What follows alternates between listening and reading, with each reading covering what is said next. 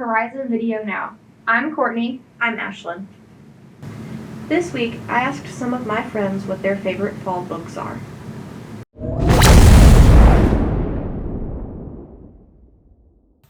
Hi friends, and welcome to Rife's Recommendations. Today, I asked 10 people what book they would recommend to me if I wanted something that reminded me of fall. And I got 10 responses, so I'm going to go through 10 books, their synopses, if you will. I'm not sure how correct that is. And we're just going to see what we came up with. So just a side note, I'm using Goodreads to find the synopses. For the first book recommendation, I got The Crown's Game by Evelyn Skye. It says, Vika Andreeva can summon the snow and turn ash into gold. Nikolai Karimov can see through walls and conjure bridges out of thin air. They are enchanters, the only two in Russia, and with the Ottoman Empire and the Kazakhs threatening, the Tsar needs a powerful enchanter by his side. And so he initiates the Crown's Game, an ancient duel of magical skill, the greatest test an enchanter will ever know. The victor becomes the imperial enchanter and the Tsar's most respected advisor. The defeated is sentenced to death. Sounds interesting. So this one is tagged as being fantasy and young adult, and also historical, which I kind of got with the hinting about Russia and the Ottoman Empire. Seems interesting. I think there's definitely some fantasy themes here, but that's right up my alley. I don't know about you. So that's the first recommendation I got, The Crown's Game by Evelyn Skye. Second book recommendation that I got was A Separate Piece by John Knowles. This says it's an American classic and has been a great bestseller for over 30 years. Set at a boys' boarding school in New England during the early years of World War II, A Separate Piece is a harrowing and luminous parable of the dark side of adolescence. Jean is a lonely, introverted intellectual. Phineas is a handsome, taunting, daredevil athlete. What happens between the two friends one summer, like the war itself, banishes the innocence of these boys and their world. Interesting. So this is a classic. I'm not sure when it says. It says it was first published in 1959, so it's an older book. I think it would be interesting. I feel like the cover on it and like the description, it kind of reminds me of To Kill a Mockingbird.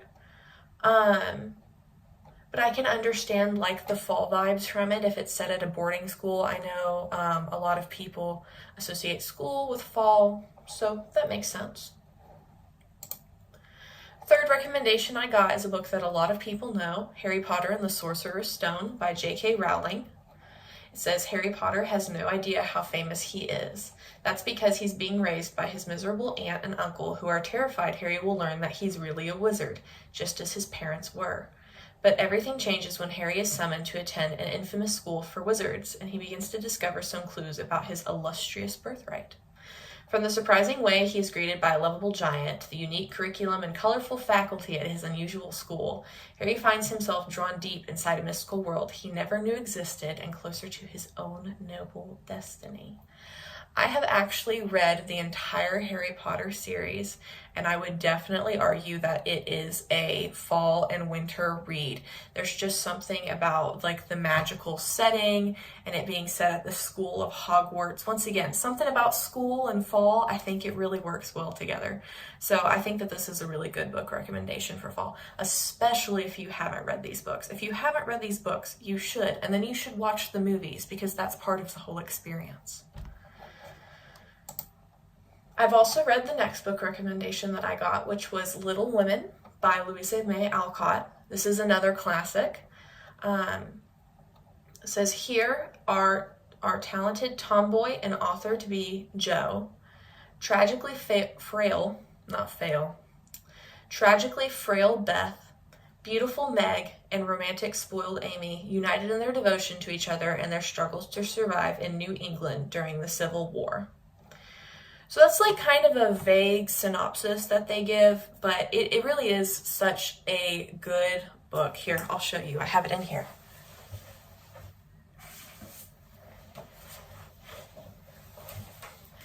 Really is such an amazing book. I have a pretty version of it because I just love books so much. But it's worth the read. It takes a little bit to get into it, but it's really working through just the life that these girls go through and how they live with one another as they go through these challenges. But I enjoyed the book so much. It's just such a relaxing read, and I can see why it was recommended based on fall, because once again, there's some school elements to it, but you're going through these different seasons of life, and it just seems like a more laid back, maybe chill with like, you know, a blanket and a nice hot drink kind of a book. So the next book is called November 9th by Colleen Hoover, who I believe is a pretty famous author right now. The synopsis is Fallon meets Ben, an aspiring novelist, the day before her scheduled cross-country move. Their untimely attraction leads them to spend Fallon's last day in LA together, and her eventful life becomes the creative inspiration Ben has always sought for his novel.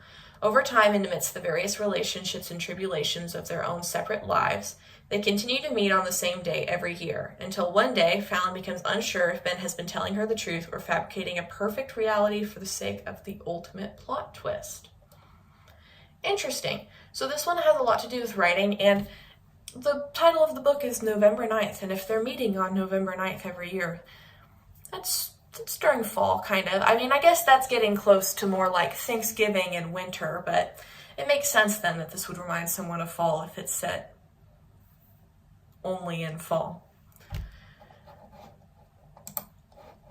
Next book recommendation I got is kind of as popular as Harry Potter. This one is Twilight by Stephanie Meyer, and the synopsis is 4 sentences long.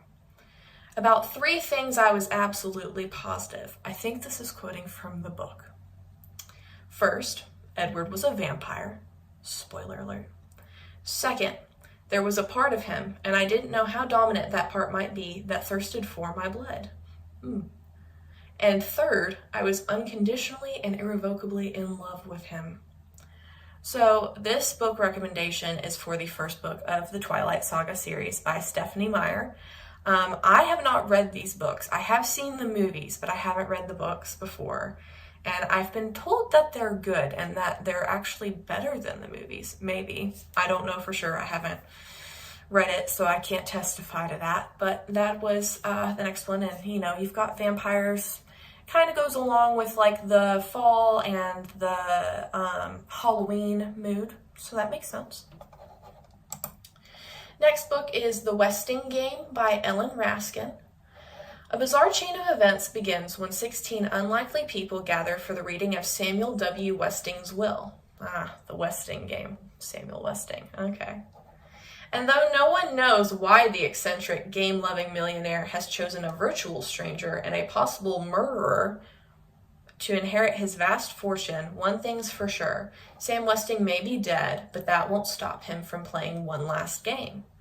Okay, so this is young adult, classics, mystery, thriller. That's kind of the idea that they're giving here. It doesn't seem like it's a long book. It says it's 182 pages, so like it's longer, but it's not too long. It sounds interesting. It sounds a lot to me like there's a book series that I just finished reading called The Inheritance Games, and it's very similar to that. And there's also the movie Knives Out that came out recently. This seems all very similar to each other, and I am a sucker for a good mystery, so I think this is definitely in the cards for me. And yes, mysteries and fall can't go wrong. Next book is The Midnight Library by Matt Haig. It says, between life and death, there is a library. I'm already sold. You can find me at the library anytime. And within that library, the shelves go on forever. I'm there. Every book provides a chance to try another life you could have lived. To see how things would be if you had made other choices. Would you have done anything different if you had the chance to undo your regrets? A novel about all the choices that go into a life well lived. Interesting. interesting. I think like the library idea is probably what gave this the fall feeling. It also says it's magical realism, which makes sense. So, you know, it's real world, but you've got something that just doesn't quite make sense in our reality. So the opportunity to see what your life would have been like if you had made different choices. Sounds like an interesting book. I've liked all of these though. So the next one is Frankenstein by Mary Shelley. Most people have heard about this. It says Mary Shelley's seminal novel of the scientist whose creation becomes a monster. Fun fact, Frankenstein, it's not the name of the monster. It's the name of the scientist. If you didn't know that, you should read this book. I had to read it for a English class, and I thought it was really interesting because, you know, we imagine Frankenstein to be green with the big bolts in his neck and like walking around. And, you know, there's a lot more to it than that. But once again, the idea of monsters and Halloween makes sense, which takes us into our 10th and final book recommendation, which is Dracula by Bram Stoker. I have not read this one, so I'm going to read the synopsis again. When Jonathan Harker visits Transylvania to help Count Dracula with the purchase of a London house, he makes a series of horrific discoveries about his client. Soon afterwards, various bizarre incidents unfold in England. An apparently unmanned ship is wrecked off the coast of Whitby. A young woman discovers strange puncture marks on her neck, and the inmate of a lunatic asylum raves about the master and his imminent arrival. So once again, monsters, vampires and mysteries seem to be like and magic. There's a theme here. I think we're all ready for Halloween and fall at this point. But those are my 10 recommendations for you for today for books that remind people of fall. And I hope that you liked them. Do you enjoy trying new desserts? I tried the butter pie at Jeff Ruby's. Hi guys, it's Courtney Kessinger, and this week we're at Jeff Ruby's rating the butter pie. So this is what the butter pie consists of. And this week, Brendan and I are in Lexington, Kentucky for a concert. So here's my butter pie, and then Brendan got his with a side of blackberry bourbon ice cream. Okay, Brendan's gonna go ahead and try his.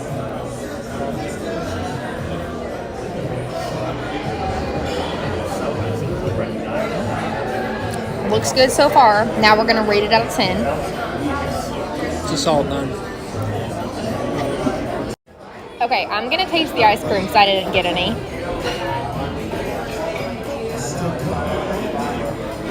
Okay, it is really good. I'd give it like an 8.5. So now I'm gonna try my dessert.